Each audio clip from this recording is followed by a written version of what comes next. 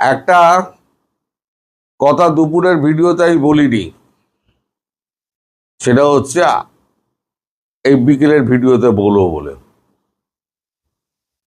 আমি একটা দুপুরবেলার ভিডিও করেছিলাম যে ডেডলক হয়ে রয়েছে, সেটা ছাড়ানোর জন্য সার্জিও ঘোষ পীযূষ গোয়েলের সঙ্গে দেখা করেছেন। আমি তার খবরের কাগজ কাটিংও দিয়ে দিয়েছিলাম। তারপর ভারতবর্ষে কি কি করছে না করছে সেগুলোর একটা ভিডিও করেছিলাম। সেখানে একটা ঘটনা ঘটেছে, যে ঘটনাটা আমি তখন বলিনি, আলাদা করে বলবো বলে এখন তাই বলছি। সার্জিও ঘোষের সঙ্গে যখন পীযূষ গোয়েলের যখন বৈঠক হয়, যখন বলেন যে আমাদের এই যে ডেডলক হয়ে রয়েছে, এই যে আমাদের এটা কি বলে বাণিজ্য চুক্তিটা, সেটা ভারত ছেড়ে দিক, নালে পরে আমরা খুব অসুবিধার মধ্যে রয়েছে। শেষ পর্যন্ত আমি বলেছি যে 10%, 5%ও নেমে এসছে ট্যারিফে। এখন ট্রাম্প যে কোনো মূল্যে ওই চুক্তিটা করতে চান। উনি অনেক ট্যারিফের হুমকি দিয়েছেন, রাশিয়ার ব্যাপার দিয়ে, বাংলাদেশে CIA লাগিয়ে দিয়েছেন বাংলা অস্থির করার জন্য, মায়ানমারে খেলে দিয়েছেন, অনেক কিছু করেছেন। দেখবেন ভারতকে জব্দ করা যাচ্ছে না। এছাড়া ইন্দো প্যাসিফিক যদি দখল করতে হয় বা ওখানে যদি ঢুকতে হয়, তাহলেও ভারতকে দরকার। আচিরের দৌরাত্ম্য রুখতে গেলেও ভারতকে দরকার। ফলে বাংলাদেশ ইস্যু যেটা বাংলাদেশ নিয়ে যেটা ভারত শর্ত দিয়েছে, সেই শর্তটা মেনে নেওয়ার জন্য প্রেসিডেন্ট উন্মুখ হয়ে রয়েছেন। আপনাদের মনে থাকতে পারে G7 বৈঠকে সাইড লাইনে যখন বৈঠক হচ্ছিল, তখন ট্রাম্প একটা কথা বলেছিলেন যে আজকে যদি ভারত কোনো বিপদে পড়ে, তাহলে আমেরিকা সর্বপ্রথম এগিয়ে আসবে,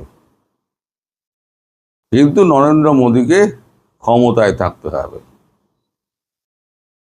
তো সেই কথাটাই আমাদের পীযূষ গোয়েল তাকে মনে করিয়ে দিয়েছেন যে আপনাদের প্রেসিডেন্ট তো এরকম কথা বললেন, তিনি তো অনেক কিছু বলেন তারপরে ভুলে যান। তখন সার্জিও ঘোষ বলেছেন যে আমাদের প্রেসিডেন্ট যা বলেন তিনি অনেক ভেবেচিন্তে বলেন। উনি যখন বলেছেন ভেবেচিন্তেই বলেছেন। শোনা কথা, তখন আমাদের পীযূষ গোয়েল একটু মুচকি হেসেছেন। তাতে বোধহয় সার্জিও ঘোষের এইখানে ধাক্কা লেগেছে।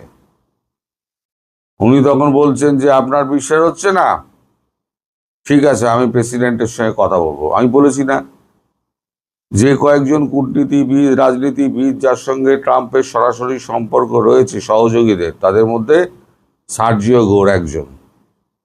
তিনি সঙ্গে সঙ্গে ট্রাম্পকে ফোন করেন এবং বলেন আমাদের ভারতের বাণিজ্যমন্ত্রী এই কথা বলছেন, আমি কি উত্তর দেব? তখন ট্রাম্প বলেছেন, স্পিকার ফোনেই বলেছেন, আমি যা বলি ভেবেচিন্তেই বলি। নরেন্দ্র মোদী যতক্ষণ ক্ষমতায় আছে ততক্ষণ পর্যন্ত আমি ভারতের পাশে আছি। এবার আপনারা আমায় প্রশ্ন করতে পারেন যে আপনি এই খবর জানলেন কি করে? এই খবর জানা যায় কি করে জানেন? একজন 1-to-1 যখন কথা হয় না, তার মানেই কিন্তু 1-to-1 হয় না। সেখানে শর্ট হ্যান্ডের লোক থাকে, মানে যে কোনো যিনি কথা বলছেন তার সেক্রেটারিরা থাকেন, খাতা কলম নিয়ে প্রত্যেকটি কথা লেখা হয়, এবং একজন শর্ট হ্যান্ড লেখক থাকেন, এবং গভর্নমেন্টের যে ভিডিও ধারণ করার যে মানুষটি, পিআইবির লোক হন, প্রেস ইনফরমেশন ব্যুরোর লোক হন, তিনিও সেখানে থাকেন। এবার তারা যখন যে যার দপ্তরে ফিরে যাচ্ছে, সেখান থেকে আলাপ আলোচনার মাধ্যমে খবরগুলো আমাদেরই কারোর পরিচিতের কাছে চলে আসে, সেখান থেকে আমাদের কাছে আসে। আপনাদের একটা গল্প বলি, ভিডিওটা হয়তো একটু লম্বা হবে, গল্পটা খুব মজাদার। একবার রাইটার্সে বুদ্ধবাবু, তখন তথ্য সম্প্রচার মন্ত্রী এবং মুখ্যমন্ত্রী হচ্ছেন জ্যোতি বসু, দুজনে ক্লোজ ডোর মিটিং হচ্ছে।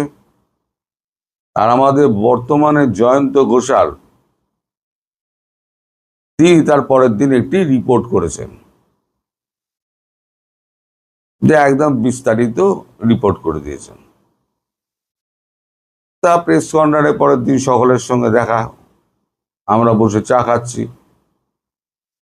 হঠাৎ জয়কৃষ্ণ ঘোষ, যিনি আমাদের জ্যোতিবাবু, যিনি সিএ ছিলেন, তিনি এসে বললেন যে, এই জয়ন্ত, তোমাকে জ্যোতিবাবু ডাকছেন। জয়ন্ত শুনে তো একেবারে শার্ট ফার কোট ফোট তাড়াতাড়ি ঠিক করে, টাইয়ের নটটা ঠিক করে, আমাদের টাই পরা বাধ্যতামূলক ছিল, কোট পরা বাধ্যতামূলক ছিল। এখন তো এই আপনার এই সমস্ত এসে কি বলে, টিভি চ্যানেল এসে সব 12টা বাজে দিয়েছে, টি শার্ট পরে নেমে যাচ্ছে, যেটা আমাদের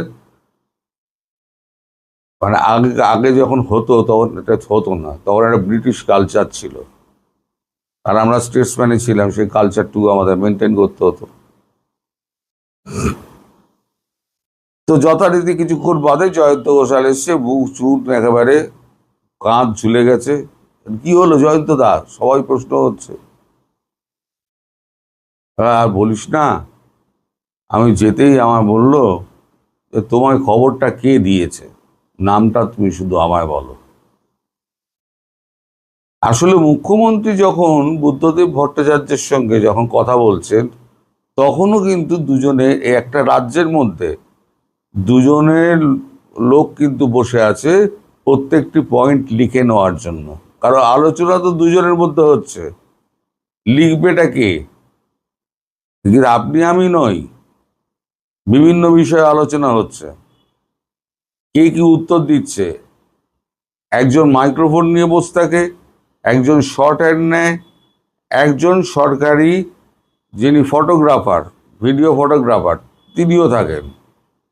এখন তিনি যখন দপ্তরে যান, দপ্তর থেকে ওরমভাবেই জয়ন্ত ঘোষালের কাছে লিক করেছিল, কিন্তু তার চাকরি বাঁচানোর জন্য জয়ন্ত ঘোষাল ঝাড় খেয়েছে, কিন্তু এসে বলেনি। আমরা সেভাবেই খবরটা পাই। তো এখন এই যে আপনাদের দেশে ফাঁসির দড়ি ফড়ি সব রেডি ফেডি হচ্ছে না, একজন মহিলা ফাঁসুরেকে আপনারা জোগাড় করেছেন কোত্থেকে? তিনি তো একেবারে ম্যানিলা রোপে না কি রোপ আপনারা দেখেছেন, তাতে খুব করে কলা আর দই ফই তেল ফেল খুব মাখাচ্ছেন, যেন শেখ হাসিনা আসবেন আর তাকে সঙ্গে সঙ্গে ঝুলিয়ে দেওয়া হবে। এই যে সার্জিও ঘোষ যে যাচ্ছেন, সার্জিও ঘোষ তিনি গিয়ে তিনি তো এই প্রশ্নগুলোই করবেন যে, আপনাদের সঙ্গে আমাদের একটা চুক্তি হয়েছিল, বাণিজ্যিক চুক্তি, পশুখাদ্য থেকে অস্ত্র পর্যন্ত সব আপনারা আমেরিকা থেকে নেবেন।